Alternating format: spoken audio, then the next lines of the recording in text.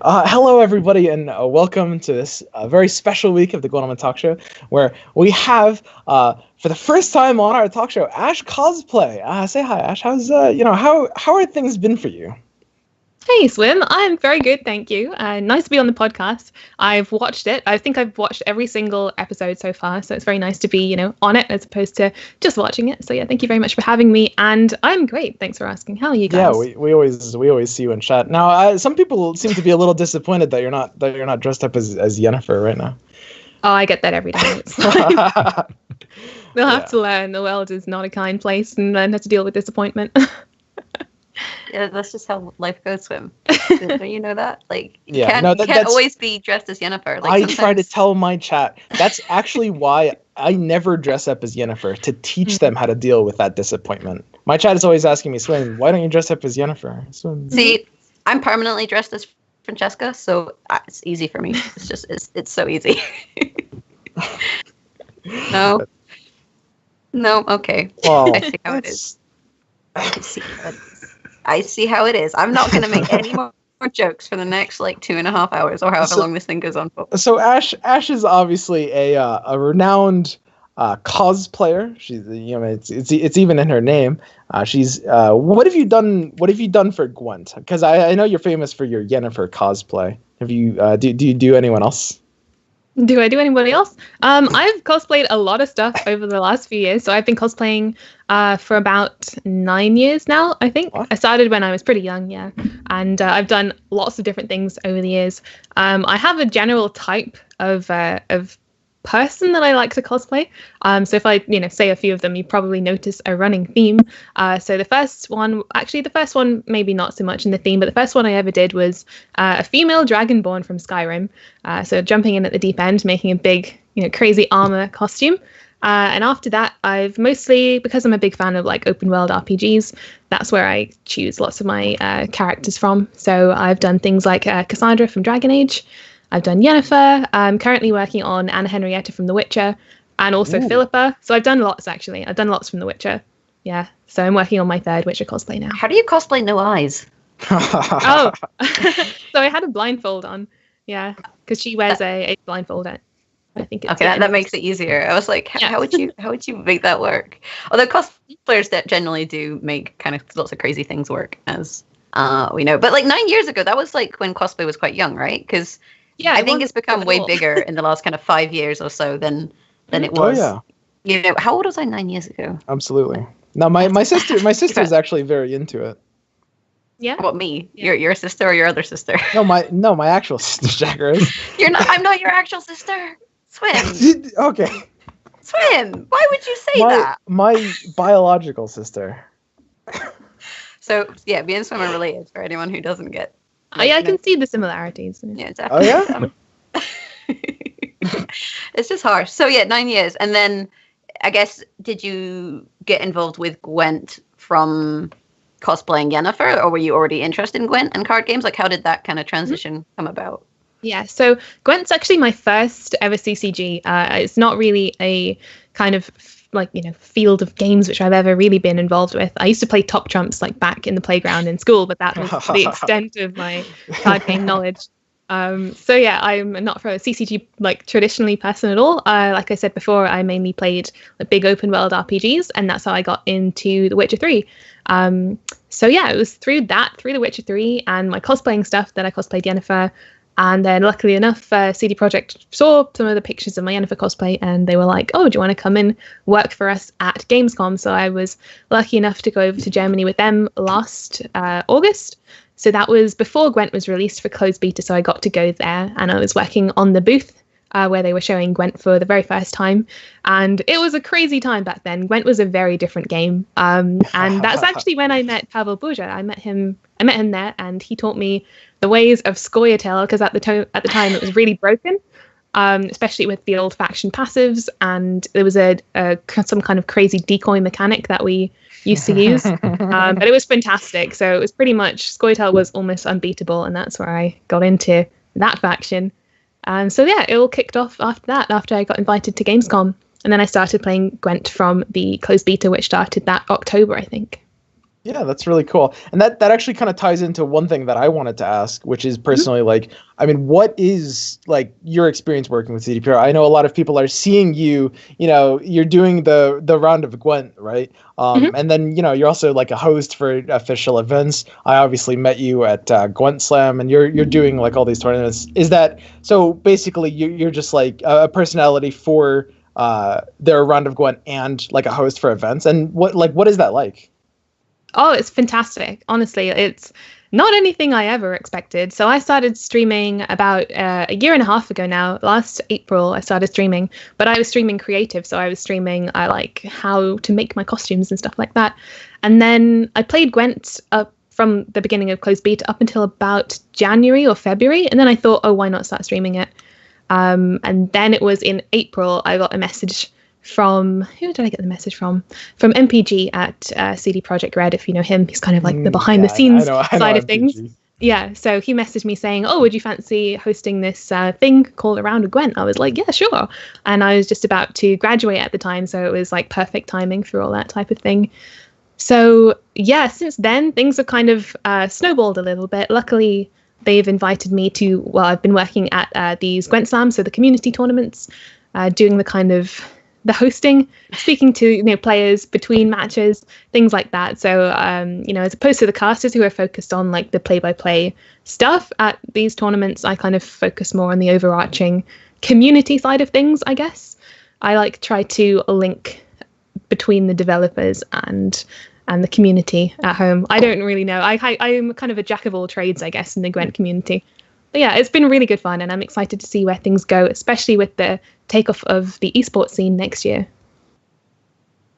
Dale, chat's worried about you.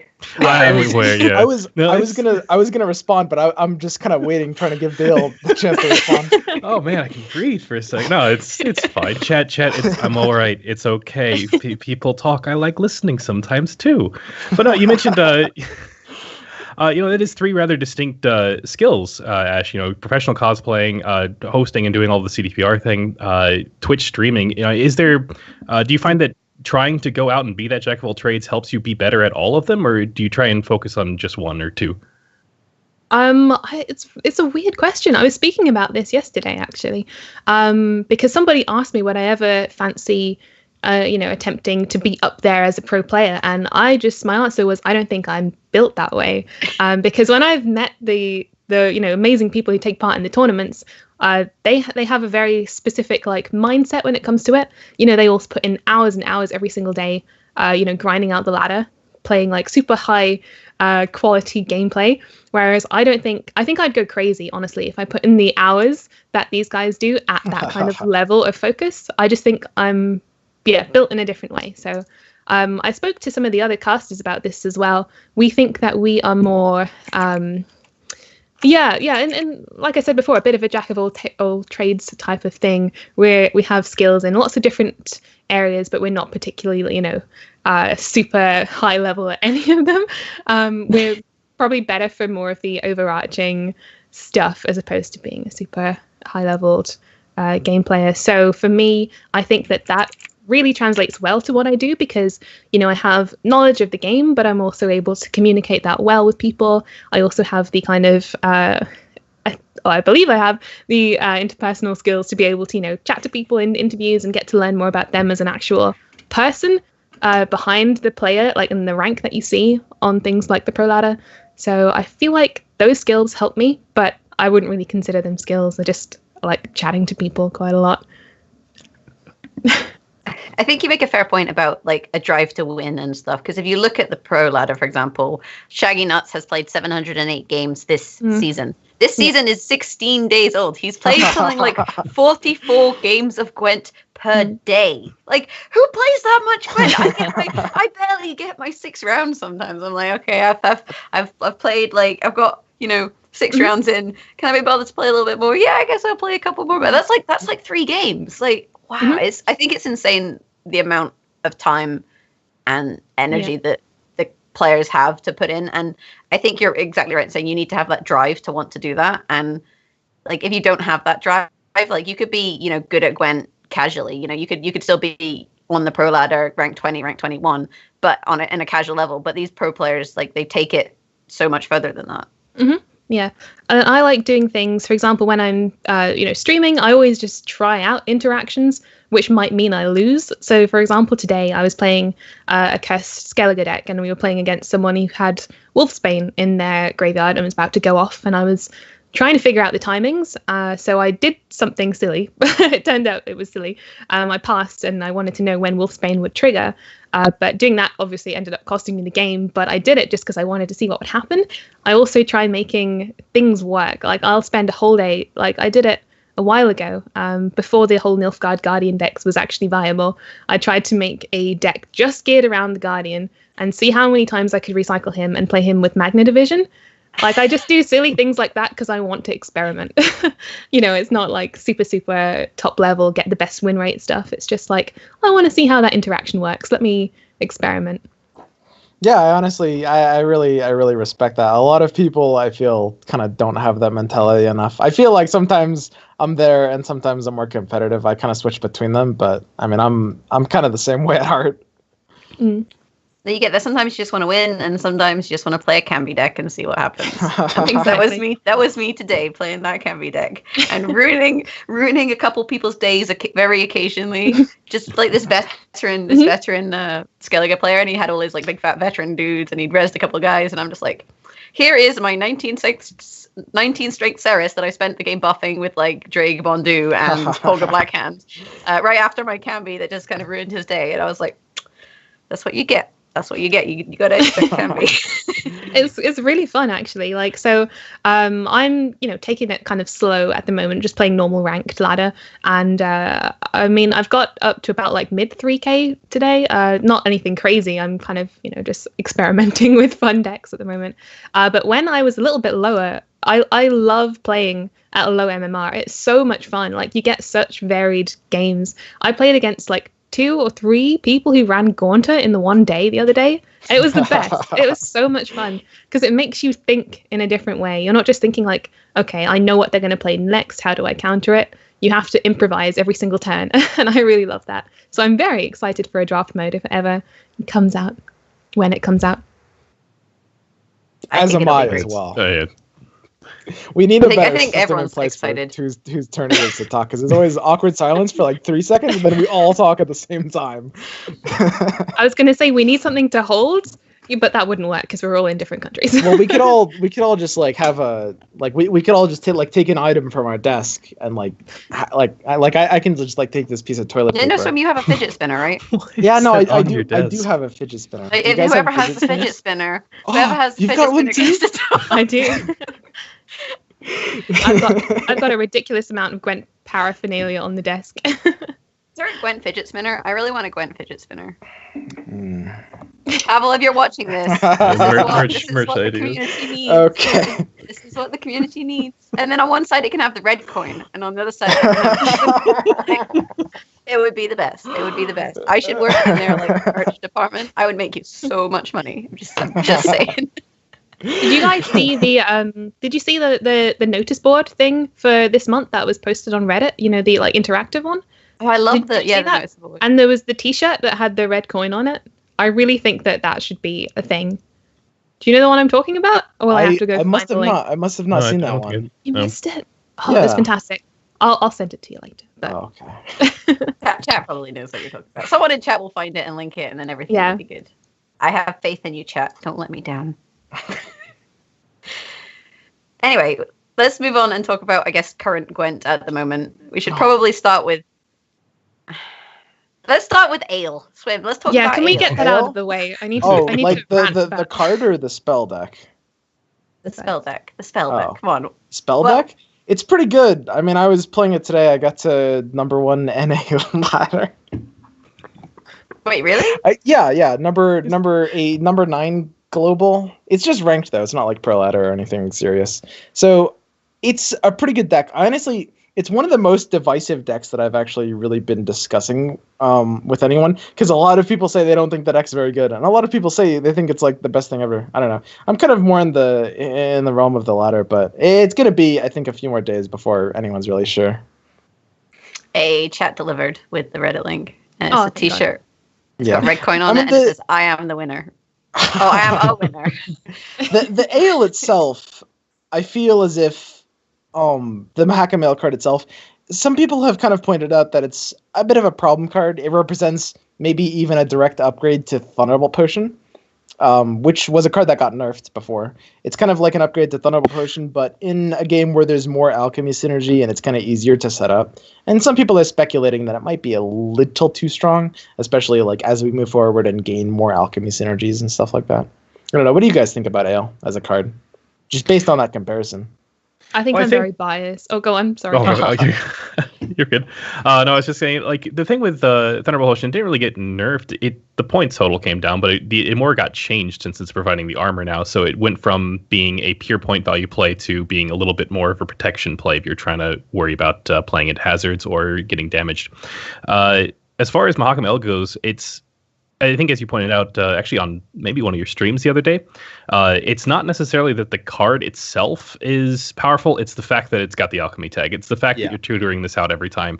And being able to tutor out an extra 12 points is consistently looking at, 13-point play with a... blanking on the names. I haven't played Scoiatel in forever. Elven Mercenary. There we go. It's either 13-point play or a 16-point play, and it's definitely powerful. But it's neat. I like seeing the Spell Ale Tail deck a bit because it's neat seeing just what Mahakam Ale is capable of, and I think that's something that CDPR is probably looking at now. Is like, okay, we're giving them 12 points again in a single bronze card. What can this do? And does the point value need to come down a little bit? And it's one of those weird triplicate things where you nerf it by 1 point, you're really nerfing it by 3 points. So it's a very interesting card. It's a very interesting deck, and personally I think that it's in a pretty okay spot. I mean, it also requires what unit setup, right? It could, but worst case, it could be nothing. If you had, if you just decide to just play Ale as the first card that you play, you get 0 points out of it. I mean, I feel like that's never ever going to happen. But the thing is, because you're playing it with units, there's always kind of a little bit of extra value attached, and you should generally have 1 or 2 units on the board anyway. And I think because of the agility changes, this has made it so because units can be played anywhere, it's very, very easy to get units on every row. And the comparison with Thunderbolt, I think, is fair because Thunderbolt, it was a similar issue. It was 12 points in a bronze, and then they changed it to add armor instead of just straight boost. So maybe you get, I don't know, they'll add armor to the they could give it the same exact treatment if they wanted to, which is basically 3 points and 2 armor if they wanted to. I'm not necessarily endorsing that. Actually, you were saying you felt very biased about it. Why is that? Yeah. Only just because I've literally just stopped streaming and I was playing for several hours and I encountered that deck a lot. So I think if I was to judge the deck as a whole, it will be very skewed because of the amount I've seen it. If I saw it once today, I'd be like, okay, that's Swim's deck. That's cool. But, after the 5th time or so. It's never that easy. But do we think it'll fall out of flavor? Give it a few days, Swim will make someone else. And it'll be fine. He's going to make a Mandrake cow deck. That's the next thing. Like a Mandrake cow. I want to make a Mandrake cow deck. So, but how sad were you when you can't restore cow anymore? I'm so upset. I used to play this Cowabunga deck. Yeah, and you just cow, and then you restore the cow. You have an 8-strength cow. You shoot it with the boat, and then you just spam out shorts. It's so much fun. And then CDPR were like, oh yeah, well there's this little interaction with this card called Dorgaray that we don't like. So no fun for you, Jaggeris. No fun for you. But it's okay because then they added Mandrake, so we have a workworkaround. That's actually why they added Mandrake, is just to fix my cow deck. It's okay. I appreciate it. Thank you very much. It was probably just for you, actually. I have no questions. So how about Scoiatel outside of this ale thing? We have like a little bit of mulligan, a little bit of movement. People are playing occasionally. How do we feel about Scoiatel? A little bit of hand buff. I don't know. Scoiatel is a very fluid faction right now. I mean, I think you're kind of saying it right. A little bit of this, a little bit of that. Sometimes you see these concepts like spliced together. Like mulligan and hand buff are kind of like a little bit together. Some hand buff decks run Francesca and have a little bit of mulligan. And I've even seen like movement spliced together as well. I don't know. Scoiatel actually feels pretty balanced right now in terms of just like the diversity of things you can play at a high level. I would say absolutely. Yeah, I'm really enjoying it. Sorry. Oh, you're good. Go ahead. I was just going to say, I'm really enjoying it for the same reasons. It's kind of a bit of a pick and mix, so you can, have a hybrid of the different archetypes, which is really nice. And I'm a big fan of lots of the new cards that they've added as well. My favorite one, I have to say, is Hattori, and I don't think I've seen it being utilized enough because I wanted Scoiatel to have this res ability, not to the same extent Skellige has, but just the one. Just the one res. I think it's a nice token gesture. But I played against someone who was playing Hattori today, and that made me very happy to see him being used. But yeah, I really like the new cards that they've added to Scoiatel. Yeah, you see a little bit of like Hattori and dwarves, like this Hattori into Barclay into more dwarves. I actually played against a guy who had like 5 Mahakam defenders on their board earlier today. I then burned them all with Camby, but he gave it his best shot. and like, so I think Hattori's an interesting card. I think Hattori Barclay is a nice combo, and looking to the future as they add more cards to the game, I think that's when you'll start to see Hattori come out more, when there are certain targets that people really want to bring back. Yeah, I mean, there's eventually going to be... I mean, it's just a card. So Scoiatel is a faction that has, for a while, capitalized on kind of ridiculous scenarios and things you can construct together, right? It used dwarves just based on ridiculous value. You can get tutor, you can get reliability. You can do stuff that no other faction can do with, like, bamboozling, for example. Like, you can just make weird stuff happen. And Hattori is a card that can maybe empower that. Like, I can definitely see a future in which there's some extra bamboozle you can do just from being able to replay more cards. Or from playing, I don't know, like Dennis Cranberry like 6 times. But no, I agreed with what you were saying earlier, Swim, with Scoiatel as a whole just feels like a very fluid faction right now. It has a little bit of everything, and it feels from a faction that, I think most of us played closed beta back when faction abilities were a thing, and Scoiatel was just king. It's got nerfed heavily going into open beta, and I think that it's finally found itself again. It's found, it has Spellitel to help out. It has both just pure ale and a little bit more control. You've got hand buff, you've got mulligan, you've got dwarves. Like, there's just so much that it can do, and there's so much that it can adapt to whatever it's coming up against. So I feel like Scoiatel's in a very solid spot overall compared to the rest of the factions right now. Now, it's almost like... Go. I was just gonna say, now correct me if I'm wrong, but I think we have at least 3 Scoiatel mains actually in this conversation. Is that? Yeah. I'm Skellige main. Oh, you're a Skellige main? I like Skellige. I just remember you saying you really liked Francesca. Oh, I love Francesca. Francesca's the best card in the game, obviously. But I'm a Skellige main. That's all I was saying. What were you saying? Oh, I was gonna say, I think Scoiatel is kind of a good kind of middle ground in terms of when we look at balance. If we look at, say, spies and Skellige at the moment, and then we look at, say, Northern Realms and monsters, I think like Scoiatel is like they've got a good kind of mix of decks. All their decks feel quite well rounded. It's just some of the other factions in comparisons feel slightly overtuned or undertuned. So like I feel like if you were gonna adjust spies or say Skellige, you would want them to be more on a similar level as Scoiatel. And I think the issue with spies and Skellige is, for the most part, just how consistent they are. In that, you can discard, not discard, you can basically find the cards you want with Bran. You can find the cards you want with thinning through emissaries and replaying emissaries and Vicovaro medics into emissaries and Selak into emissaries, and just like I think that's where the issue comes from with the kind of balance. And that's maybe why people are unhappy with these decks. Just as an aside, I never knew that's how you pronounced Selak, right? Oh, I always call him Celiac or Kellogg's. I don't know. I say Kalak.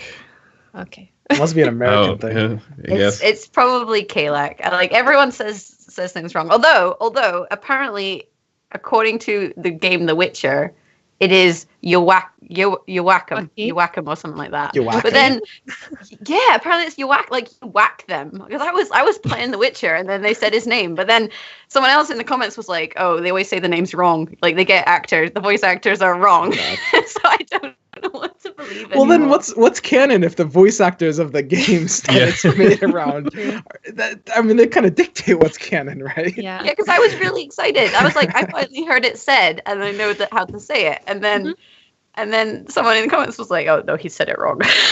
Yeah, there's a few. So, for example, like Sheila, the card I spelled S-I accent L-E. In the books, it's written S-H-E-A-L-A. So that's definitely Sheila. Oh. Can confirm. Okay. I didn't even know Sheila. that. Yeah.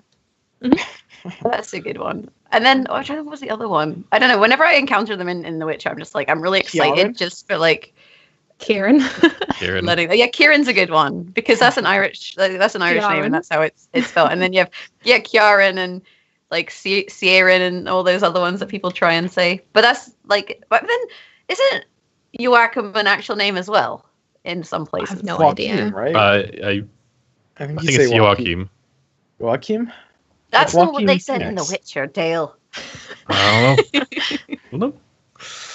We need a whole separate talk show just about law inconsistencies. I think CDPR need to make a pronunciations video, and then they have the final word, and it'll be done. Like everyone will be happy. But then we have my concern with like a CDPR like pronunciation video though is that even if they do that, I mean, I still say Berza because I can't pronounce his name correctly. Yeah. Dale and I are Yeah. Americans. We don't even Yeah. try. I noticed everybody calls him Berza. I'm like, oh. Berza. But it's so much more fun to say it the right way.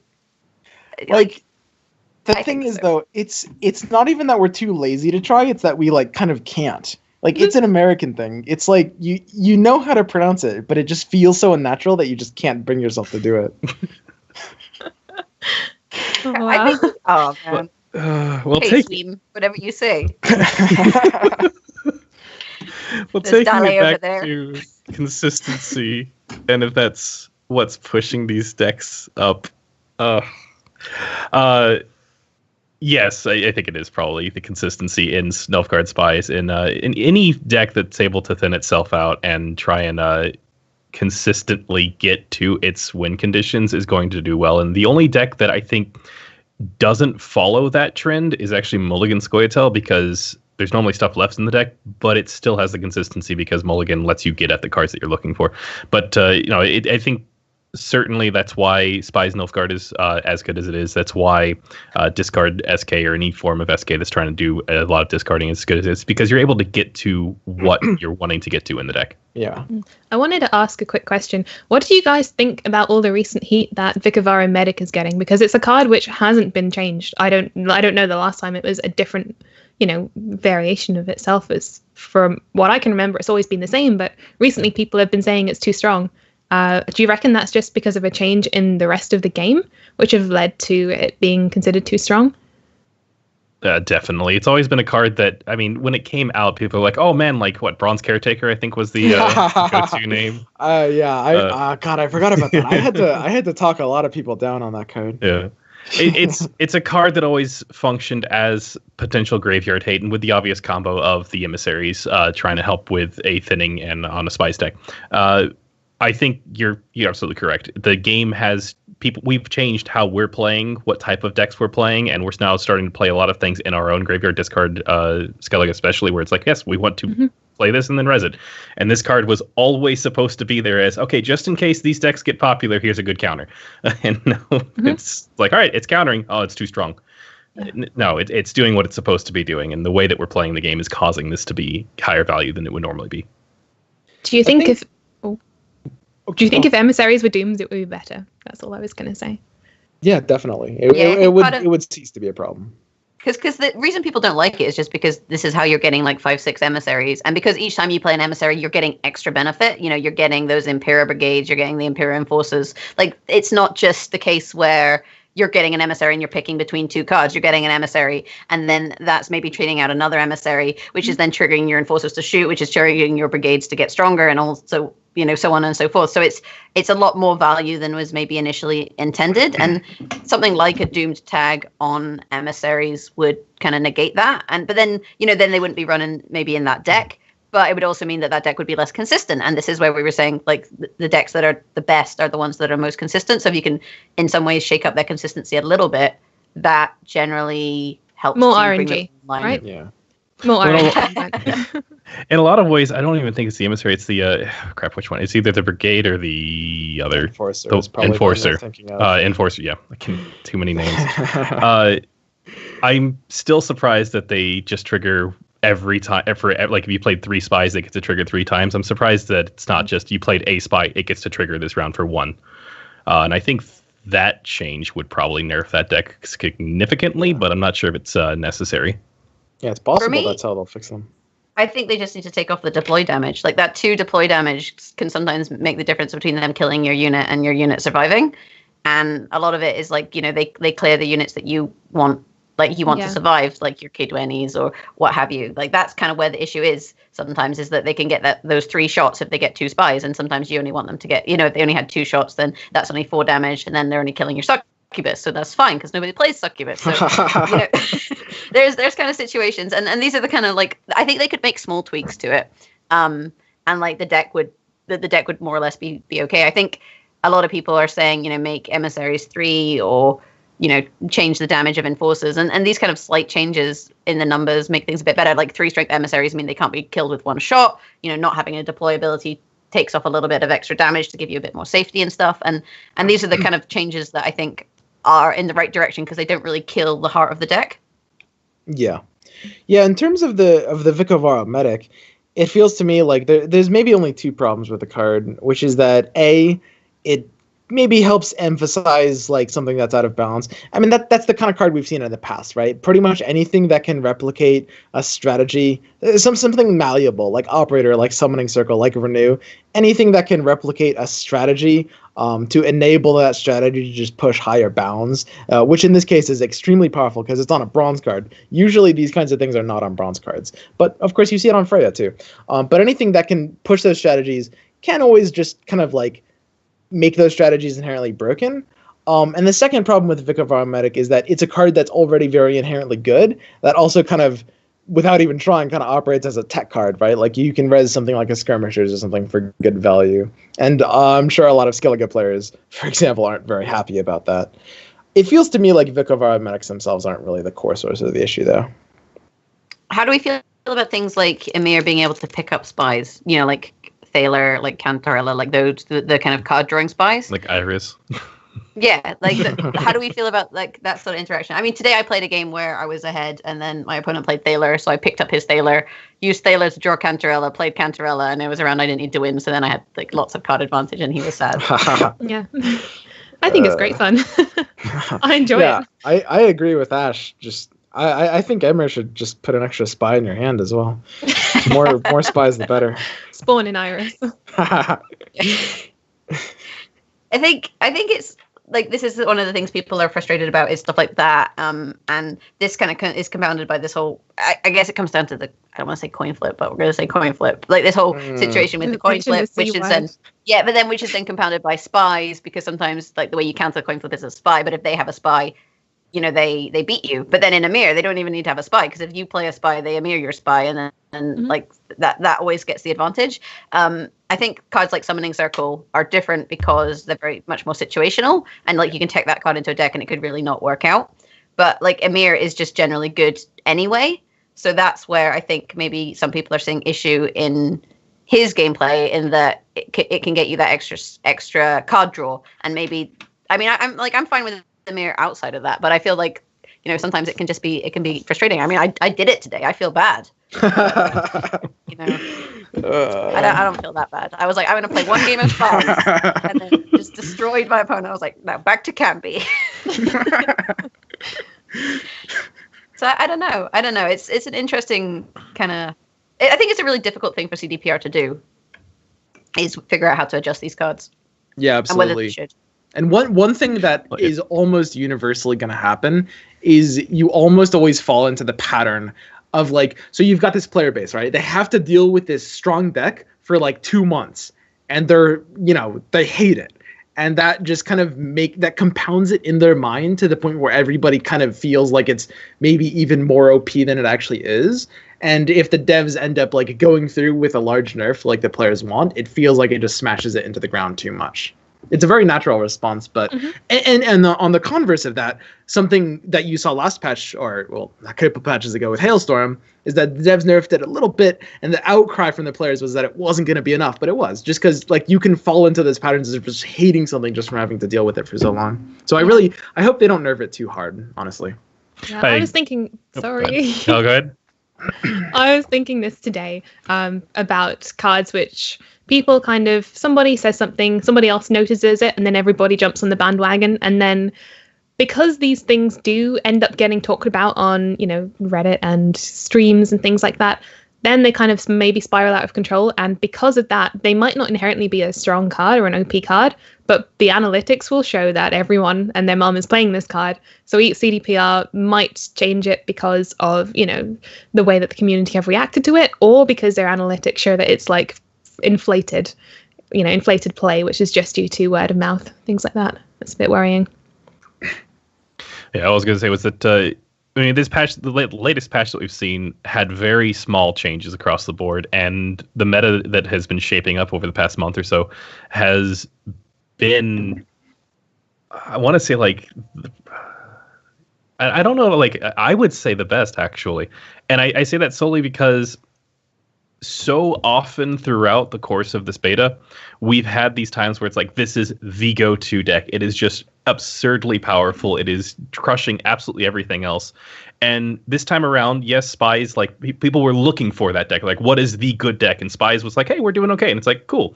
But it never felt like it was actually, to the level that some of these other meta-defining decks have been at. And we've seen that with SK being as prevalent as it is, Skellige coming up and being incredibly prevalent.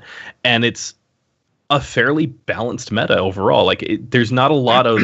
we're so used to, I think, as a community at this point, where it's like, okay, this is inherently and obviously broken. It needs to get nerfed. Everyone rally pitchforks, let's go. And I think the people are still in that mindset that we're just like, okay, what is, like, I've got my pitchfork. I stocked up on all of these like 2 metas ago. I want to use them. And we just need to start putting them away. We don't need them as much anymore because we're starting to get to a more balanced game state. You can't expect people to put away their pitchforks there. That's such a good point. That's what I was saying about the Vicovaro medics. I'm like, the game must be in a really good state for people to start complaining about a card which has been the same for a very, very long time. Yeah. I mean, I think the issue with this patch is just that the top tier decks are the same top tier decks as they were last patch, Exactly. People want different OP decks? Yeah. Yeah. 100%. It changes the game up. It gives you a different flavor. Like, a new OP deck is fun, at least because you have to learn to play it. But this patch, you don't need to spend time learning to play Spies or Discard because you spent the entirety of last patch learning to play Spies or Discard. Yeah. Exactly. I mean, there's an entire kind of branch of game design philosophy that actually kind of like indicates, again, this is a bit of an opinion that some people have in game design, but some people think that it's almost pointless trying to balance things perfectly because your player base will always exaggerate any imbalances that exist. And so you should just like take turns with certain things being too strong. And then, no, seriously, like, and it actually makes sense. Like, so some dev studios are, I guess, accused of doing this. I guess it would feel more fresh for people. Yeah. Yeah. Okay. Especially for the people that play the game a lot. That's kind of what it's about at that point. Do you think that's our responsibility as content creators? Or, because, we have a kind of a bit of an influence, I guess, on what people see and, particularly you, Swim. Do you think that it's our responsibility or it's a joint responsibility between us and the studio? That's a good question. I've never really because I know we're trying our hardest. But should we be? I don't know. I'm pretty sure you posted a Skellige discard deck on like day 1 of the patch. Like, Swim is not trying at all. So I'm not trying at all. Okay, so in my defense, however, I feel as if, like, sometimes I do just want to like put the strong stuff out there, but when I go looking for strong stuff, I always try to discover something new and strong, even like this late into a patch. Like, that's kind of what I've been doing with Spellitel, and I feel like it's maybe it ends up being kind of fair. That being said, in response to your question, Ash, I would say it's probably mostly on the dev studio's responsibility. Although, I mean, I guess I kind of would say that. Well, we talked about the Spies a bit. Sorry, Jack, what were you going to say? No, I was going to say I agree. Like, the devs are in charge of how the cards are literally changed. So, I mean, we can as content creators, you can kind of push the meta in certain, just like you can adjust what people are currently playing for sure. But ultimately, like, I think it's unreasonable to say that like Swim has as much control over what's at the top of the meta as CDPR. Like, I think that's like exactly. ludicrous. So there's this famous quote from Michelangelo where he said, I don't create the statues, I only discover what was in the marble, right? That's kind of how I feel. Not to compare myself to Michelangelo. that's honestly, that's a really No, honestly, like I can only work with what's there, right? Like, it's my job to find stuff that happens to be broken, but I mean, you can't make something broken, right? It's kind of like CDPR to design the balance, and it's up to the players to kind of like, I guess, discover the things that are inherently strong. And I guess that's the answer to your question, Ash. It's kind of like two different tasks if you look at it like that, I think. Yeah, I agree. Can I be Donatello? Oh, God. Do you want Raphael or what's the other one? Leonardo? Who wants to Who be would you wanna be? Donatello? Raphael, definitely. Okay, so that makes you Leonardo Dale. Good job. And then Lurtz is like, what's his name? Splinter? Is he the good guy? I always mix them up with the good guy and the bad guy. Which is the good one? I have It's like no Splinter idea. and Shredder. It's fine. Chat will know. I think Splinter's the good guy and Shredder's the bad guy. Yeah. Dale, what were you going to say about Spies? I was actually going to move on from Spies. I was going to curious. But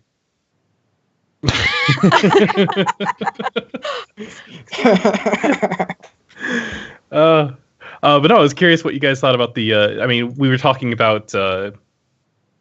People are always like, rallying and wanting that big nerf to things, and we saw that with monsters. How do we feel about monsters now? Like, is it in a better spot than it was? Well, okay, is it in a good spot considering the amount of nerfs that it got?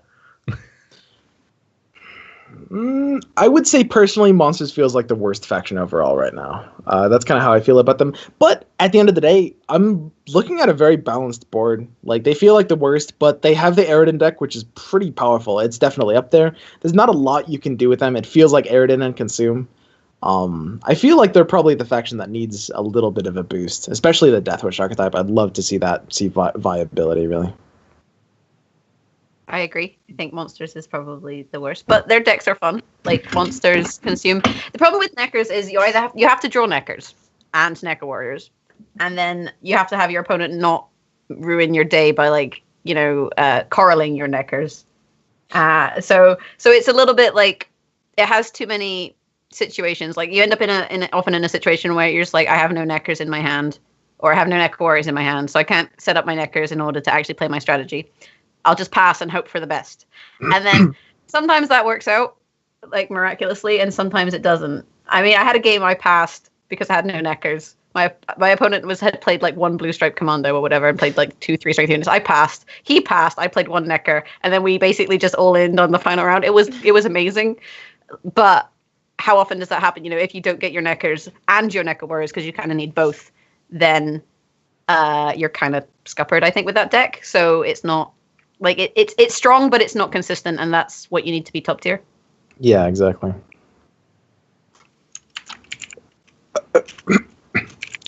Dale, do you have any thoughts? Well, regarding monsters in particular, I think I agree. Out of the factions, they're probably the weakest right now, and that's mostly just because there's like two decks. Right, there's Consume and there's Aridin, and if you try and do anything else with that faction, there's just not the power there. Like, you're expecting a little bit more from what the faction's able to actually give you, and I think that I still would love to play a Deathwish deck that worked, but I think we just need a good Bronze Deathwish for that to happen.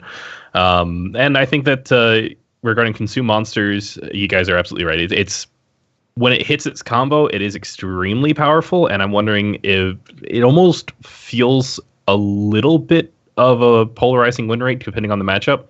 Either your opponent has a way of dealing with just gigantic Neckers, either shutting that down completely or doesn't, and then you're also relying on the consistency on your end where you need to be able to hit a Necker, you need to be able to hit the Necker Warriors, and it's, I think, something to keep an eye on, because if they add additional consistency cards to monsters like they have with the Slizard for this patch, then it's going to be, and leave the rest of the faction like unchanged, especially with Consume, it's going to be a scary deck because it's going to get that consistency that it wanted. But no, overall, I think Monsters just needs a small boost and a large boost with the Death Wish stuff. Yeah, I was thinking about the history of Dagon in particular, because Dagon has kind of, it's represented an interesting archetype in Monsters the other day. Sorry, collecting my thoughts. So Monsters feels weird that they have kind of 2 weather leaders, right? Like that's always been a little weird. And Dagon's ability to choose 3 different weathers made a lot more sense back when weathers all kind of like, they were drastically different. It's just about which row you want to do. And Dagon, since that changed when we went into open beta, has kind of just existed purely off nothing other than Foglet and Harpy being, I mean, I don't want to say broken, but better than they should. Like, if you look at Dagon as a card, it's a card that doesn't really make sense compared to Aridin in theory, unless Fog is kind of too good. And that's kind of what we've been having. I'd really like to see, I'm not sure, I'd like to see maybe something done with Dagon, maybe something done with like the idea of trying to play for Fog. It feels like they're really working with not really an entire archetype there, I guess. Does anyone miss Dagon? No, not he's really. Gone. He's gone. I'm like, I'm enjoying this. It's great. No, that's a good point. Maybe in a few months when we all actually start to miss him. I'm still having closed beta PTSD of Dagon. Wait, no, that was Consume. Yeah, but like, I don't know, Dagon's run rampant at several points this year. Yeah. He's I'm kind of, from a completely biased point of view, I'm happy to not see him just because I've seen him so much. From a game health point of view, I mean, yeah, probably would be good if he's stronger, but from a personal opinion, I'm kind of glad not to see him. I don't know. I'd almost like to see him reworked in some way, because it just feels weird having Monsters having like 2 weather archetype leaders. It just, when you look at it like that, it's just very strange. But what if there was a Death Wish leader? Ooh, wouldn't that be cool? Yep. Aren't they adding 4th leaders? Like, isn't that we've been told there's new leaders coming. So the question is, do they rework a leader into a Death Wish leader, or do they add a new leader that is a Death Wish leader? Find out next time on Dragon Ball Z. Who have we not talked about? Northern Realms. Let's talk about Northern Realms. Skellige. I'd like to talk about Northern Realms. I think Northern Realms is actually secretly very good. I think in the next week or 2, we're going to see a lot more Northern Realms, personally. And I think in the last week, we've seen, a decent amount more scoiatel. It kind of goes back to the Nilfgaard spy argument, where Nilfgaard Spies was said to be OP just because it was kind of the earliest to come on. I think things are very balanced right now, and I really expect Northern Realms to really come up in a major way in the next week or 2. I don't know. What do you guys think? I agree. I've been seeing a lot more variety coming from Northern Realms than has been seen in the past, and it's kind of, I still think they lack like the solid go-to finisher card. Like, all right, this is just my nice big point stick that I'm going to try and get for round 3. Whether or not they need that remains to be seen, because I do think it's one of those factions that has so much, and yet it's probably the faction that also is like so much that you're just like, I don't want that card. Like, why would I want that card? It's interesting, but seeing the amount of stuff, and particularly I've seen a lot of like Radovid Weather lately, which has been rather good. So seeing more from that faction, I think, is, as people experiment with more, I agree, give it another week or 2, and we'll might see something like tier 2, tier 1 level come out of that faction. Yeah, I'm thinking tier 1. Jaggeris?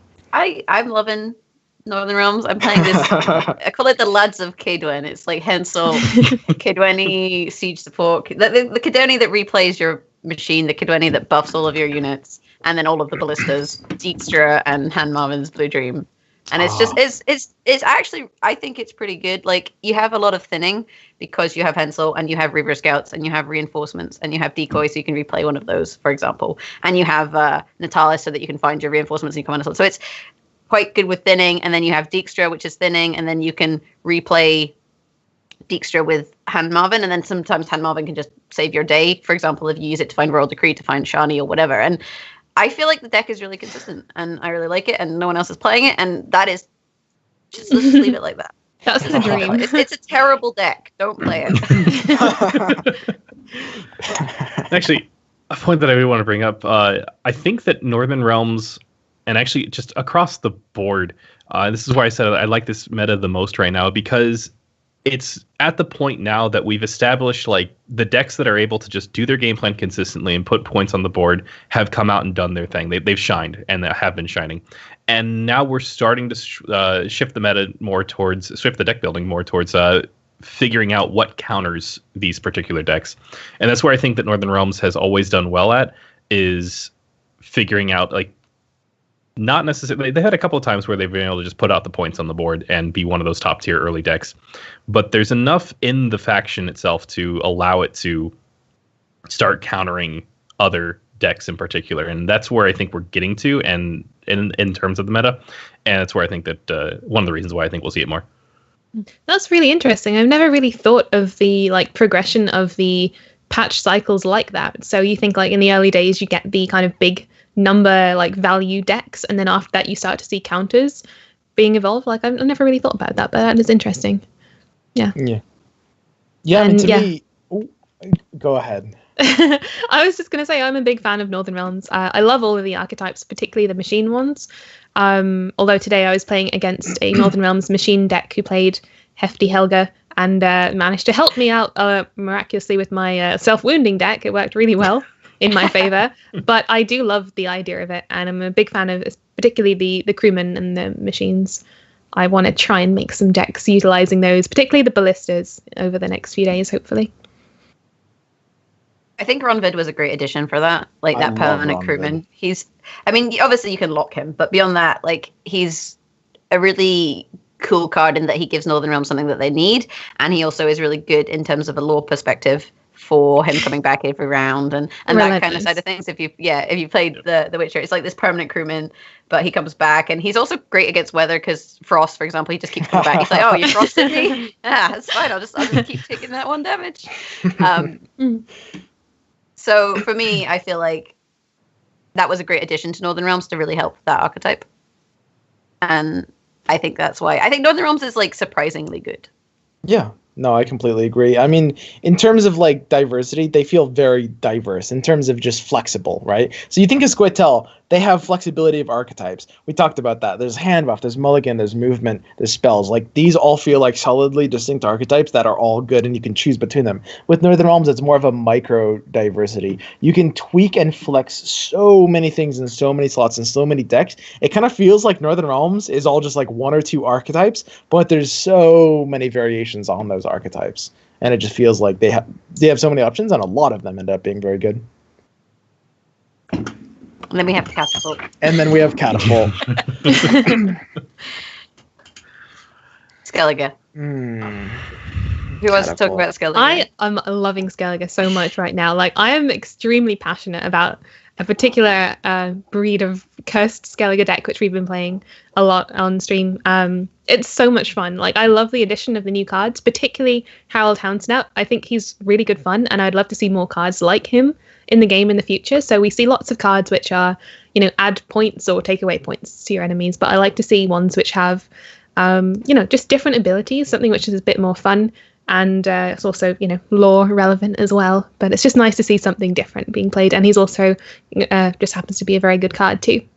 Yeah, Harold's super flavorful. Yeah, but I'm having a lot of fun with Skellige right now. The only problem, like we said before, is the nilfgaard, who can sometimes filthy your graveyard, and monsters occasionally as well. But yeah, other than that, I'm having a lot of fun. I feel like it's fine. I can't think of anything in Skellige that's really broken at all. What about you guys? I don't know. I kind of hate Skellige. What? I mean, I've played the most of them. Purple, man. I've played the most Skellige in the past like month and a half, but they're kind of my least favorite faction. I don't know. They're very strange. I think Bran allowing you to get exactly what you need into your graveyard is kind of like a little bit of an issue. Like there's a reason he's 2 power, because what he does is so good. But the fact that you can put, Ceres, Morkvarg, and Olgierd, for example, into your graveyard, or Ceres, Wolfsbane, and Morkvarg, or Queensguard, or whatever, you can get exactly what you need in your graveyard to set up your strategy. So you don't have that concern that, say, monsters and Neckers have of, what if I don't draw my Neckers or my Necker Warriors? I can't set up my strategy. Like, basically, if you have your strategy and your step 1 is put some cards in your graveyard, you have Bram. It's guaranteed that you're going to get that step done. So for me, like that's kind of comes down to this consistency issue. And that's why I think Skellige in some way, not including Curse, because Curse typically, well, sometimes they run Bram, but sometimes they run Crack. But that's one of the issues I think with Skellige in terms of their overall strength is just Bram. But I have absolutely no idea how you would fix that. Maybe make him discard 2. I don't know how you would fix it. I've heard tell of a third Skellige leader. Yeah, I was about to mention that. After I said I don't think anything's broken in Skellige, I can now think of so many things that are wrong with Skellige, so I completely take back that other statement that I said. I take it back. There's a third Skellige leader? Yeah, so Harold, when that card got reworked, I had a bit of hope for it. I actually, you know what, I could not what did it used to do? It didn't get played before either. What was it? I have no idea. Was it not kind of similar to Philippa? Like hit a, but it was like Philippa. 5, and then if it died 4, and then if it died 3, and then if it died. That was the one. I mean, Harold is a card that has not really seen play since way back in the day, where Savage it was deal 2 damage to everything, and Savage Bear ties, yeah. One day, Harold. Right? Yeah. Well, I mean, apart than everyone else. I apologize from Harold. In the chat. Oh god. Apart from Harold, the rest of the faction, it's weird because it has almost the same flexibility that Scoiatel has right now with the sheer number of archetypes that are viable in the faction. I mean, you've got Cursed, you've got Discard, you have the Veterans. Like, there's a lot of Axemen to a lesser degree. Like, there's a lot of different ways to play that faction, and in that instance, it's really cool. I think there's actually some things that like wounding with longswords I haven't seen a lot of lately, and that might be something to keep an eye out for. But in terms of power level, yes, you've got the consistency with Bran, but it feels I feel like from a game balance perspective, it's probably okay, but from a player perspective, I think that's where the issue's at, because there's.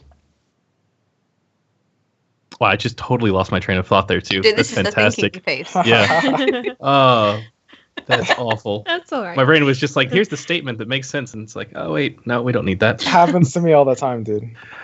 I'll remember. Yeah. So, what do you guys think about the new? Like, this is kind of a separate point, but what do you think about the cards which were added this patch? Do you think that they haven't really changed that much? Do you think in the meta? No, the only thing I've really seen, like, other than Mahakamail, be played is Muzzle. Although I do really love the additions of kind of some of the more simple bronze cards, such as the Battle Maidens in Skellige. But I don't think anything has crazily changed the meta whatsoever. Yeah, I mean, it's a very stark contrast from last card edition. If you think back to 2 months ago, it was a 35 card patch. Was it 35? I think it was 35. It was a huge addition of cards, and a bunch of them were bronzes. Like, all but 5 of them were bronzes, and it created a lot of new experimentation. Even if a lot of things ended up failing, like Death Wish didn't really end up seeing play, a lot of people just were trying out all kinds of stuff early on. And now in this patch, it's 20 cards. I think only 5 bronzes. Is that right? Well, I think there's more than 5 because there's a few neutrals like AL. But yeah, there's not as much to play around with. Some new stuff for sure, but it's kind of, the card pool is starting to get to the point where we're looking for like a big expansion in terms of really being able to revitalize the meta, like in a major way. I remember my earlier point. Sorry. Right.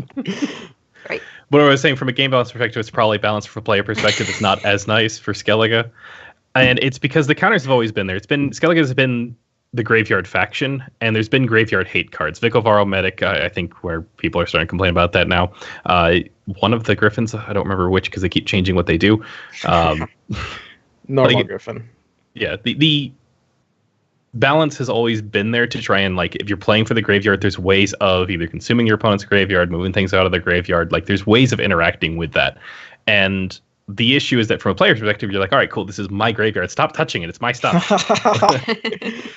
So it doesn't feel good when you're losing to what is the appropriate counter. And I think that might be part of the issue with Skellige as a whole, is that, yes, the game plan's there. Yes, the balance is there, but it's the wrong sort of balance. It's not the balance that feels good when you're losing against it, where it's like, okay, yes, they had the counter, so I can try and do something else. It's they had the counter, I'm toast. But that was a bit of a sidetrack going back to losing trains of thoughts. But in regards to new cards, then yeah, I think that a lot of what the new cards have done is really shaped up what was already there. They didn't do anything drastic to try and be like, yes, this is now the new meta-defining card. This is now like the deck that just is so good now because this card's out. They helped a lot. We see it with Round of Gwent machines is starting to come out like a lot more than it did. They got a nice not consistency, but nice boost to the faction. Heime, Battle Maidens for the extra consistency for other Skellige types. Like these types of cards, they didn't really enable anything new. They just helped what was already there. And as Swim said, we'd have to see something akin to like that 35 cards again to really shape up, like break the meta completely. Yeah, I mean, it all comes back to bronzes being pivotal as well. It's honestly not even as much about how many cards they add, and maybe even more about how many bronze cards they add, as long as they're not catapult.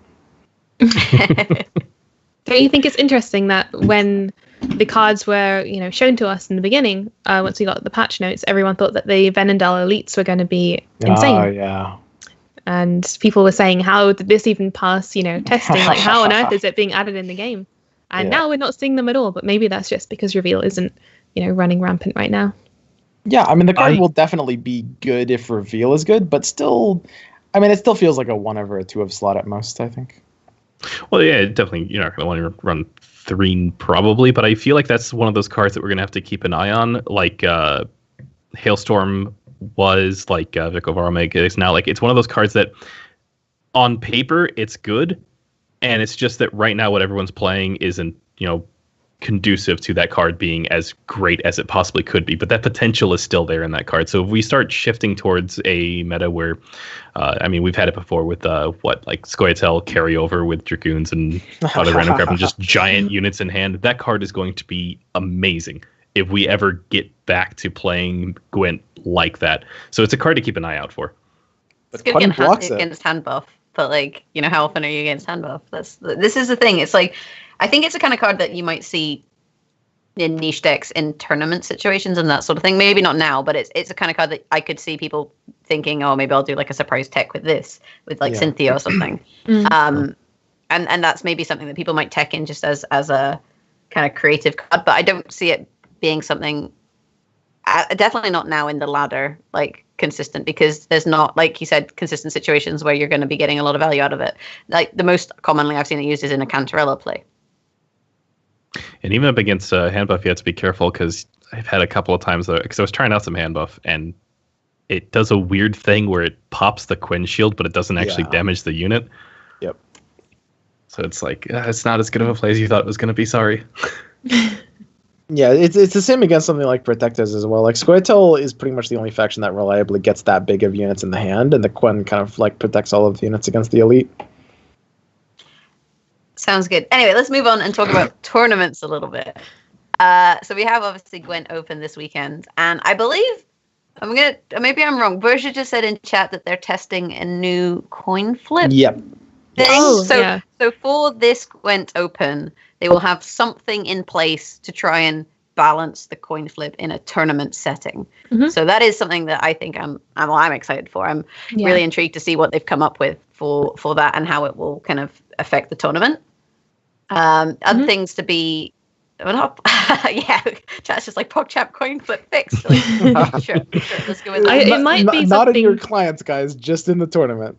Yeah, it's true. Just for like 5 games. It might be something just as simple as alternating who starts every turn. It might not be, the crazy things that we're thinking about, like, adding value or things like that. It might just be making sure it alternates. But I don't know. That's just a theory. Will be cool to see. The loser can choose who goes first. Like, so then the first one would be a coin flip, and then from there on the loser picks kind of thing. Potentially. I don't know. I have no idea. It's just a theory. I mean, that would be probably the easiest solution, I guess. Yeah, I guess they just have to make it so in the client they could choose, like, they can set who goes first. Because at the moment, that's not how it works. But Oh, I'm intrigued. I'm really looking forward to seeing. I mean, I'm looking forward to the tournament anyway, but I'm looking forward to seeing that especially because it's something that the community has been. I mean, do they really talk about the coin flip that much? We've been pretty vocal about it. So this will be cool to see because I think the tournaments are when the coin flip is at its most impactful. Absolutely, for sure.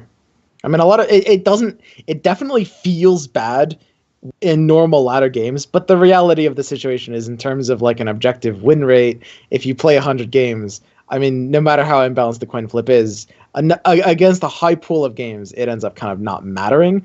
As infuriating as it still is, it's still a problem in that case. But the tournament is where it actually does have a real impact for, like actual results and money and stuff. So yeah, the problem of the coin flip can be mitigated a lot of times in ranked by just playing more games, but in a tournament you literally can't do that. So you can't just be like, all right, cool, I lost the coin flip, final round of the tournament, that's fine. We'll just play the final round 12 more times and they'll balance out eventually. Like, no, that's kind of what happened with me and Freddie. Yeah. Did you play like 7 games or something in like a 5-game set? Yeah. It was fun. So who do we want to win? Or who do we think will win? What a question. Ooh. What a question. Well, I mean, that's a dangerous question. You can't answer that one wrong. I'm always very hesitant of like throwing out there who I think is going to win. Do you know who's playing? Let's start with who's playing. It's going to be Azdakov, Game King, Tailbot, Metronose, Super JJ, Hannah-chan, Iroh Habit, and Freddy Babes. Well, I'll answer the question that I can't answer wrong. Who I want to win would probably be Freddy out of that list. Who I think will win? Ooh, you know what? I'm gonna pull it. I'm gonna go ahead and emulate that. Who I want to win is Freddy. Okay, we can. But do I want because he's to a win? Gwentleman, or because he's Freddy? Well, kind of both, honestly. Freddy and I hung out quite a bit in Vienna. We actually roomed together as well. No, we have quite the bond going on. Oh no. I mean, I'm a big proponent of the hashtag Babes for Babes. This is something that me and Pasoko came up with, which is when you cheer for if you're a girl that cheers, or a guy who like if you relate to being a babe and you want Freddie to win, then you got to use the hashtag Babes for Babes. Like that is who I don't know. I think Game King will win. I want Game King to win because I think he is, like, having met him, I'm probably biased, but he is the loveliest person on the planet. Like, I would argue he is the loveliest person. And I've met both of his brothers as well, and they are equally lovely. I don't know how they do it, but they are just fantastic people. Were his brothers? Like, yeah, he has an identical twin and a brother, a non-identical brother. Oh, I believe. So they're not triplets. No. But yeah, they're just lovely people. But I've never met anybody who's so positive and enthusiastic about the game at the same time. Like, literally all he does when you meet him in person is talk about Gwent, and he's so happy. I remember at the last GwentSlam, he was arguing against literally every other person in the tournament as to why he should put Iris in every single one of his decks. And he was defending that for the entire 3 days, and he was still doing it all with a smile on his face. So I'd vote for Game King. Yeah, I love Game King too. Now, if I had to put my money where my mouth is, I really like Super JJ. I think he kind of hasn't been as prevalent on the scene lately, because he hasn't been streaming. He's been kind of spending time playing Pro Ladder, but I think he's a very, very powerhouse player. He kind of has, at the end of the day, the most experience, and I think that is more often than the decider than it's not. Mm-hmm. Yeah. So speaking of tournament experience, we've now got 2 players who are joining us from China, right? 2, I believe. Is that correct? Is that correct? Hannah-chan and Aero Habit. Yeah, I think Aero Habit's from China. That sounds like right. Okay, good. I'm right. just checking. You're good. You're good. But I think it's good to see, more people qualifying from lots of different places around the world. We know that Gwent is, kicking off particularly well over in China. So it's nice to see some new players coming out of there. And I can't wait to see how they're going to do it in the tournament as well. I want to see how the scene there stacks up against the EU scene or EU NA scene that we all, know from the kind of social media platforms that we use, including Twitch. So I want to see how those guys do it. Yeah. Hannah-chan played at the Gwent Open at Gamescom as well. So he, in terms of tournament experience, I'm just trying to work out who's played at some form of tournament. Bear in mind that this one isn't spectated. Like there's not a big audience screaming, play muzzle or whatever. Like, so we don't have that. So Super JJ's played at tournaments. Game King's played at tournaments. Adzakov's played at tournaments. Freddy's played at tournaments. Hannah Chen's played at tournaments. So what was the other Chinese player called? I've forgotten. It's Era Habit. Era Habit. Has he played at tournaments? I don't believe so. So he's new to tournaments. And anyone else that I can think of? Tailbot. Was Tailbot at a tournament? I feel like maybe. I think Tailbot has tournaments. No, Tailbot's been around, yeah. Yeah. I mean, in terms of like the Chinese scene like coming up, I think that's a good point. Like I think people kind of often forget in games, especially in tournament scenes, is that like different cultures, especially ones that are very like kind of set apart, like China and Korea and like Russia, very different cultures will often bring they have like different metas. Like there's different strategies that exist, and like you can always expect just maybe a little bit of a higher chance of spicy stuff. But I don't think in this situation they do have different metas, because the Chinese players play against us. Like, it's not a separate server region in the same way as it is in stuff like League and those kind of games where, I'm assuming Hearthstone as well. There's probably, I know there's NA and EU. There's probably Chinese servers where the Chinese players play. So that it's like a microcosm where you can develop your own scene. I don't think that's as much of an issue. I think it's mostly just from a streaming perspective, right? Is that what we were mostly talking about? Streaming and Reddit and things. Streaming like that. And Reddit and stuff. Separate. I mean, the entire experience of being a dedicated of the player of the game as a player of the game in China is just completely different. I mean, the communities. There's Panda, and then you watch different people, and of course you have a completely different like prep group. There's just different people like going on in your life, and I mean it definitely like Jagger said, it might not necessarily result in as much of a difference as if they're literally segregated on different. I shouldn't say segregated on different servers, I hope it leads to some interesting stuff. I got very confused then when you said Panda was Chinese. I was like, Petra was Panda?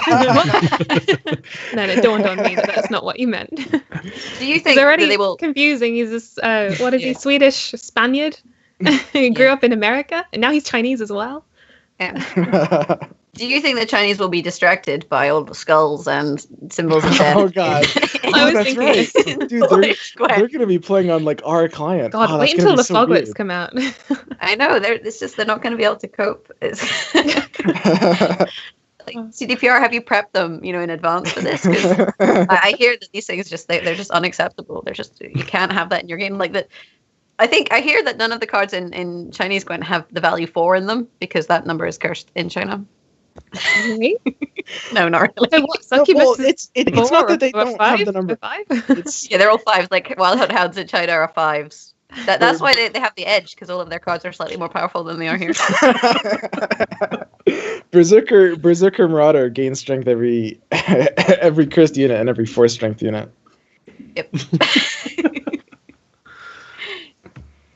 have not only. I was gonna say, about to do that. We not only have Gwent Open, but we also have a Challenger coming up soon-ish, and I know that Adzakov and probably going to pronounce this terribly, but Kulmign qualify.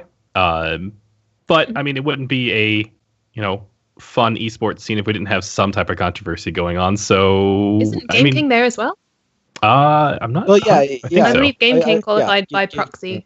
Yeah. Adzakov and Gwentlemen aren't. I don't think they're the only two qualificants. No, there's more, but yeah. So the way it works is whoever has the most crown points qualifies, and the person with the most crown points at the moment is Adzakov. But Adzakov qualified by going through the qualifier, so then it goes to the person who has the second most crown points, which is at the moment Game King. But if Game King wins Gwent Open, then he qualifies for Challenger, which means it goes to the person with the third most crown points. Like, it's a very complicated situation. Yeah. Like, and then we've got life coaches going already because he won the last one as well, which will be cool to see, and nice to see him in a tournament again. And we're not even like this. Channel that life coach energy. But so it's a bit complicated in terms of who is going to qualify and how they can. But Game King and Adzakov are definitely qualified, as well as Cole Moen and life coach. And I believe the runner up from this last Gwent Open, there's some kind of situation. Jorah? Yeah, I think it might be Jorah from the last one. Yeah, Jorah. So then we get two more. We get 2 more this weekend. The first place and the runner up, I believe, both qualify for Challenger.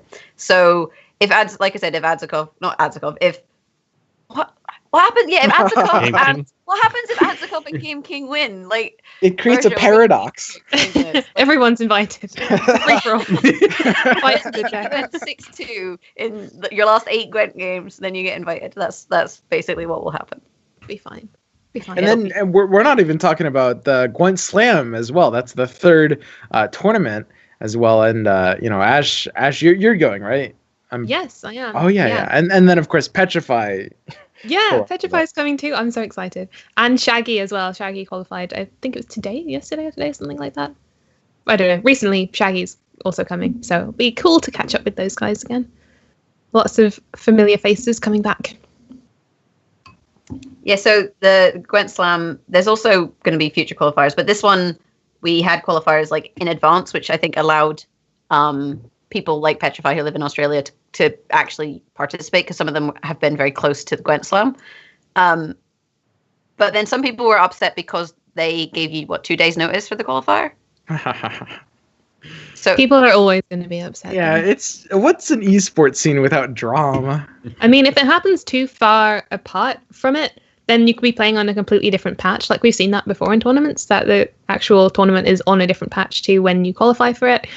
So that could be a complaint if it's spread too far apart. If it's too close, then people can't travel, which is obviously the big one, getting visas and things. Exactly. But then, dropping your plans to go out with your mates to play a qualifier to win, several £1,000s. I feel like that's kind of the least of the complaints. I think that's, I don't know. People will complain about anything. Yeah, I think that's fair to say.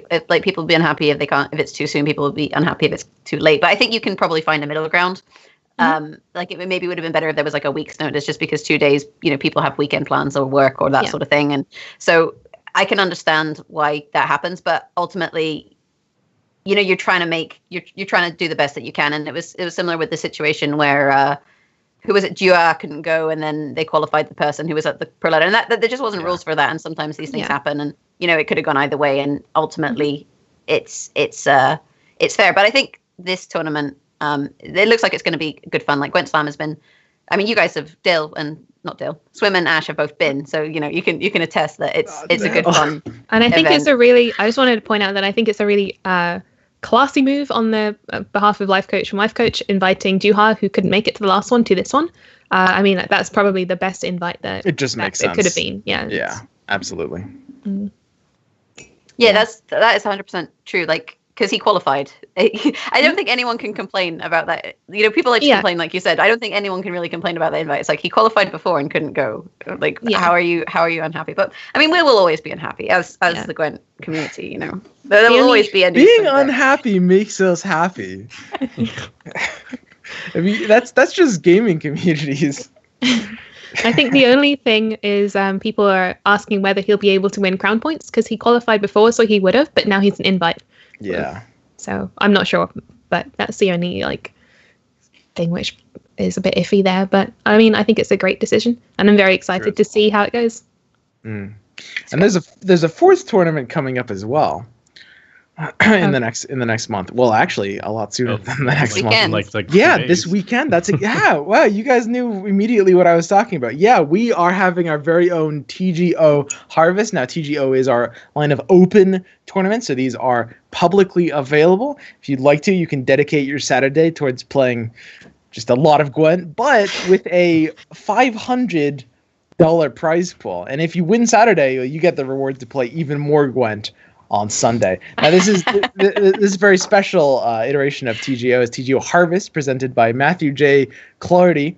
And it's going to obviously be on November 18th and 19th for the day 2. It's going to be casted by people, including myself, on Tuesday, November 21st, probably.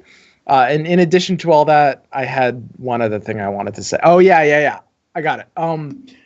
This is the 8th TGoh. We are going to be having a TGoh Top 8 tournament sometime in December for all the Top 8, for every winner of every TGoh so far. So whoever wins this one will get that special invite to that special tournament. And if you already won one of the other ones, then try and win this one too and get that bye first round. Yeah. Yeah, you need to get in because Croquis has said that he's going to win this one, and then it'll be a Croquis versus Croquis final because he's going to play both sides of the ladder. You know, I don't think we can have that, you guys. You need to. I wonder who would win. Somehow Croquis would lose. I have faith. I have faith in Croquis at this point. Yeah, that's like we said on this weekend. And what happens? How does it work with signups? Do we have space? You know, like a reserve list? How does that work?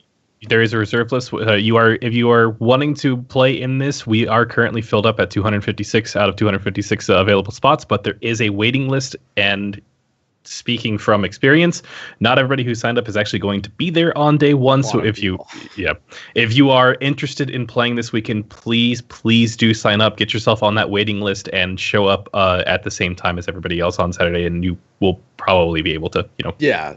No, seriously, keep in mind with these things, a lot of people open registration has been for like a month now. A lot of people clicked on it and kind of haven't thought about it and won't show up on the day. So the waiting list is, it's relatively good odds. Yep.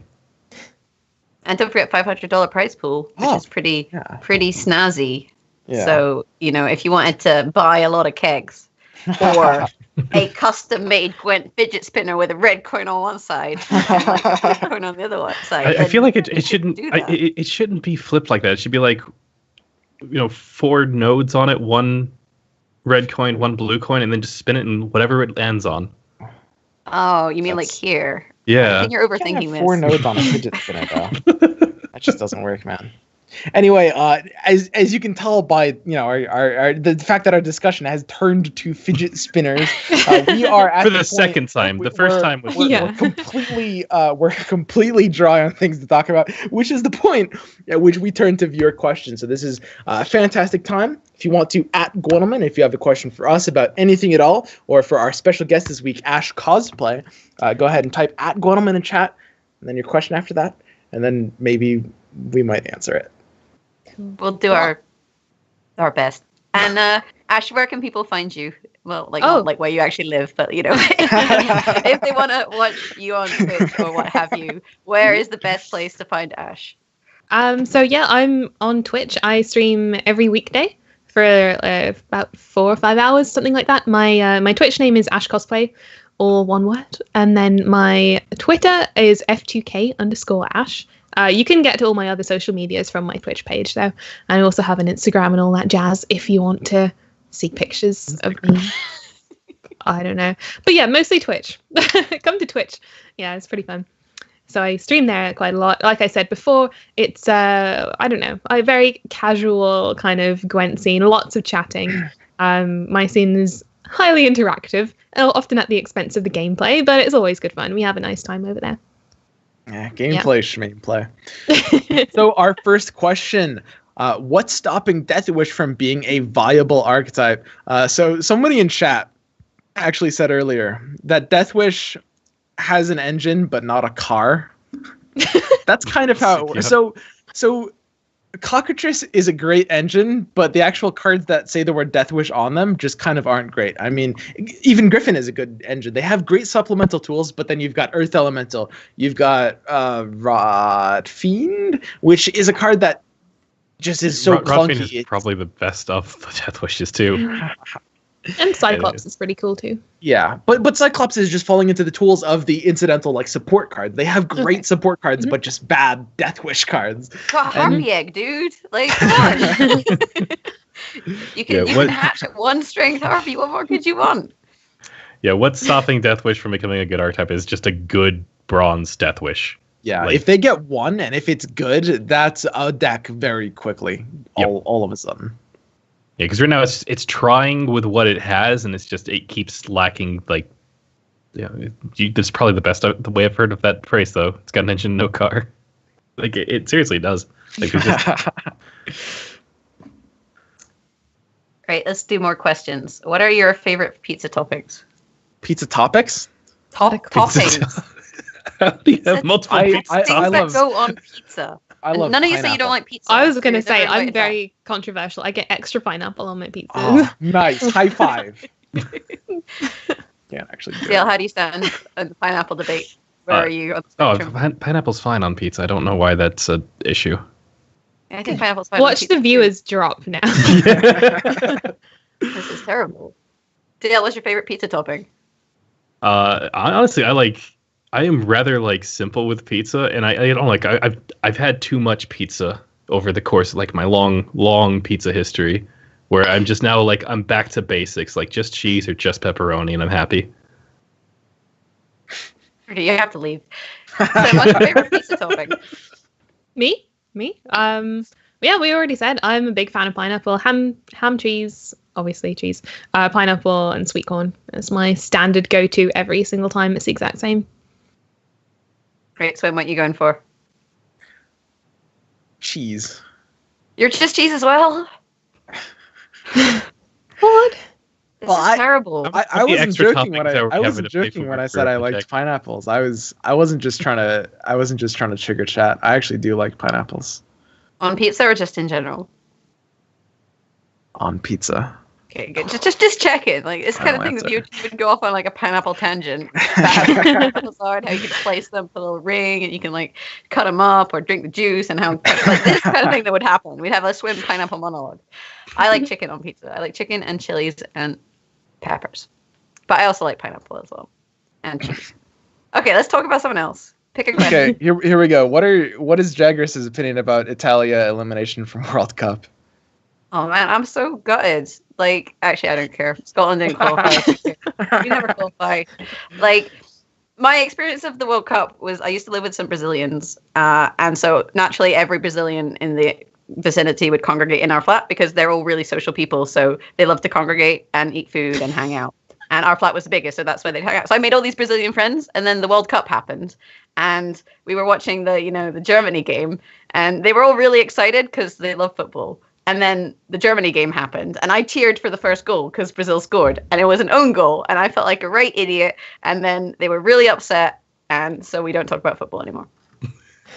Football? That is my opinion. Is that not the World Cup? He's well. That's the Super Bowl. Football's a different thing over here. Oh right, yeah. I forgot. Yeah, right. You just made this even worse. I know. I went for something I don't like. I don't know anything about it, but I know what it is. Too, I don't even know what it is. So. All right, let's find some more questions about football or me. What are our favorite breeds of dogs? Sorry, what was that? Our favorite breeds of dogs. Oh, this is a topic I can go on about for several hours, but we probably shouldn't. I have a cocker spaniel. He's my favorite. I'll keep it short. Swim and cat and crate. I don't really know any. Get back to me. I got to think of some. Dale? I'm more of a cat person, but as far as dogs are concerned, any large breed, any shepherds, any huskies, I'm typically a fan of. Molts everywhere. Like you spend all of your time like vacuuming. It's not worth it. It's not worth it. If I could get a dog, I would either get like a Springer Spaniel because then I could take it running, or an Italian Greyhound, which is small and pathetic and cute, but they like cuddles. There you go. There's some breeds of dogs, but ultimately, all dogs are good dogs. I like corgis. Yeah, corgis are all right. I couldn't get behind corgis. The Queen has corgis. Oh, yeah, I heard about that. But Are you the Queen? Is this like all a ruse? I mean, you're the Queen of Gwent. Well, King of Gwent. Oh, you mean it? Like royalty of your choice. We don't judge here. You can be a queen if you want to swim. Yeah, cool. Well, I'd be lying if I said I had never been called a queen before. At Gwentlemen, what's your favorite card in terms of flavor? That's a great question. That is a really good question. My Hockham Ale tastes great. Tastes exactly like 4 power that you want to share with your friends. Yeah. Dash, what's your favorite card? In China, it buffs by 5 all of your units. Ooh, me first. I guess I'm gonna go. Well, we talked about it earlier. I really like Harold, but I'll probably have a better answer when I have some time to think. But for now, I'm gonna say Harold. I really like him. Yeah. Anyone else? I like I'm just Rot thinking of Tosser. edible cards. Rot Tosser is not an edible Rot card. Tosser. Mm. Neither is Harold. No, but I'm just thinking of edible cards, and you're like, I like Rot Tossers. No, you don't have to pick an edible card. It's fine. Rot Tosser is very flavorful. It's when it came out, it was great. You throw the cow, and it's like a little mini epidemic. It's a very nice flavor to it. I'd highly recommend. 10 out of 10. I think I'm tied between Roche and Ronvid. Like, I think it's just... I can't decide on one between them. Like, I know we talked about Ronvid earlier, but he's like, seriously, just if you've played The Witcher 3 and you know who he is, he translates so well into Gwent. Like, that is just such a great card for flavor. And then Roach just always, like, showing up, but never quite where you want. Like, what about you, Jaggers? I quite like, in terms of, like, the flavor of what they do in, like, close to Gwent, or sort of close to The Witcher. Because, you know, I haven't finished The Witcher, but I quite like this new card with the skulls. He's pretty fun. Yeah. Harold Townsnow. Like, I like that all his skulls have names. I dislike that he does not have premium skulls. That's something that needs to be fixed. What would they do? Oh, yeah. I love Vernon Roche. I have the biggest crush on Vernon Roche. I forgot about that. Me like, too. He has as a great a voice, character. right? Yeah, I want him to be like Jaggeris. That's what matters. That would just, like, my heart is melting right now. See, chat knows better than me what my favorite card is. You know, Vernon Roche, I have the biggest crush on him. If he could have his own little spin-off game, like, that would be great. CDPR, please make it happen. More questions? No, I think that's going to be it for today. So thank you guys for joining us for that. It is extremely special episode of our Gwentlemen's Talkshow. Very joined special. By, yeah, joined by the lovely Ash Cosplay. Any closing statements, starting with Ash? Any shout-outs you might like to give? Shout-outs. Yeah, I wanted to say it's kind of a tangent. Do you have like 2 more minutes? Oh, go for it. I just wanted to say I'm here all night. that, yeah, I'm like just grateful to be where I am in the Gwent community right now, and I want to do my best I can in this kind of like weird, kind of semi-working with CDPR streamer type of position that I can to help other people who want to get into the whole Gwent streaming thing. And I have lots of very good friends who are, getting into Gwent streaming and kind of at the growing their channel stage. And I just wanted to say thank you to Swim I know you help out a lot of people as well with this type of thing, hosting smaller streamers at the end of your stream. And it's very helpful. And I hope we all, stick together as a community, because I feel like we do that pretty well right now. Like seeing the guys yesterday who were at the Gwent Open all hanging out together was just a really nice sight. And I know at tournaments like the GwentSlams that we were at, at upcoming things like Challenger, it's just meeting the community and helping each other out has always been my favorite part of this whole thing. So I just wanted to say thank you to the Gwent community for being so nice to me. And I hope we can all continue to help to grow each other as streamers, and, a big thank you to people who come and watch the streams as well.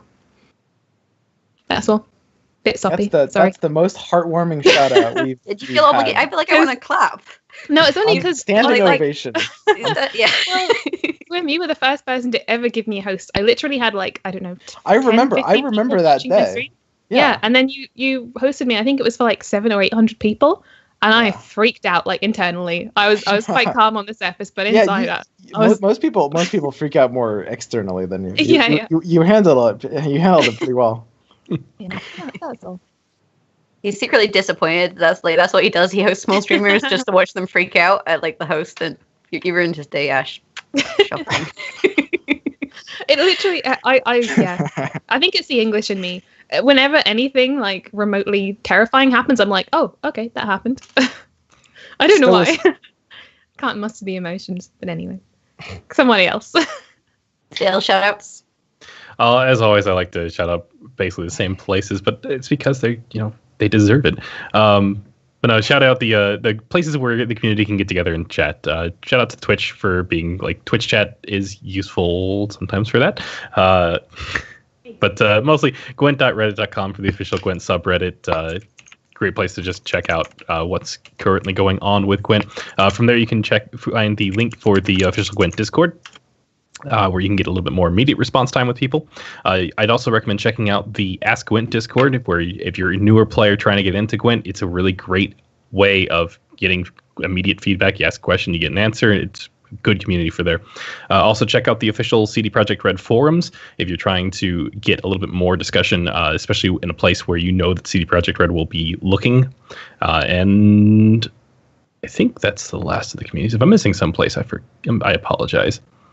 But no, that's it's always my shoutouts. There's always Twitch chat. There's always Twitch chat. Twitch chat, best chat, am I right? Otherwise we'd be streaming on YouTube, right?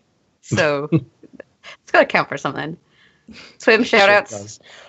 Me? Wait, I thought no, I was doing the closing thing, and then it always. Fine, I'll do shoutouts. Ladies first. The weebs. I'm trying to think. I know I'm kind of hung up on the fact that like it's really funny because Chad is obsessed with this tiny door behind Ash, but they didn't realize. Oh yeah. There's also a tiny door right here, you guys. Like we both have. That's where Johnny lives. I don't even know what's in mine. Like I'm scared to look. Got a little tiny door back there too. You can't really see it. No, it's the cat tree has a little like cubby. You can't see it. It's dark. Okay. It's not a microwave. My microwaves are also tiny doors. I'll have you know. So shout outs. I guess I always shout out someone in the chat. So we'll shout out. I need to shout out Snickersnack, even though I always say that I'm going to step on him, because he filled in for me today. Not today, last week. Shout out to Snickersnack for filling in for me last week. He made a mediocre Jagras at best, but he did his best. So I really appreciate it. I had internet troubles, and I thought he nailed it. I couldn't tell the difference for the first 5 minutes. Is that because that's the first 5 minutes where you just speak and no? I wouldn't have been able to tell the difference either. I would be able to have the difference. So yeah, shout outs to Snicksnack. And shout outs to Reddit, the subreddit, because shameless self-promotion. For some reason, they've decided that I should have an AMA, and it's on Saturday at 2 p.m. CET. So shout outs to them for letting me come, and you should all come and ask questions so that someone asks questions, and it's not just like an AMA and no questions, and then, I'll cry and hide in my tiny door. So yeah, shout outs to Reddit. Swim, take it away. I'd like to give my shout out to you three. You three, Dale, Jagras, and Ash. I'm very glad to be in the company of such good friends that we can all do this together. That's yay. It was well, it's a hard Ash's shout out. It's a hard act to follow, even though I didn't actually follow it. Shout outs to friends. Yeah. Here's to you guys. And now we're at our end, so we have nothing left to do but waving awkwardly. I'm gonna do finger guns.